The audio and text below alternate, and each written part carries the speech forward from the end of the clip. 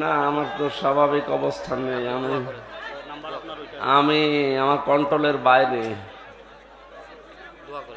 আমি কিছু বুঝতে পারছি না।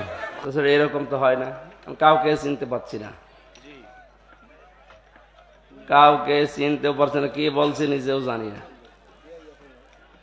স্বাভাবিক না হলে তো তাফসীর করব কি দিয়ে?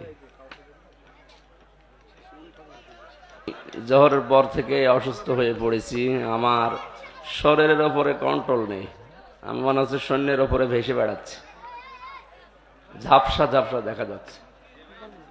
এই 11টার দিকে এক ডাক্তার দেখিয়েছিলাম, ঔষধের ডোজ মনে হয় রিয়াক্ট করেছে। তাছাড়া এরকম তো হয় না, আমি কাউকে চিনতে পারছি না, কাউকে চিনতেও পারছি না, কি বলছি নিজেও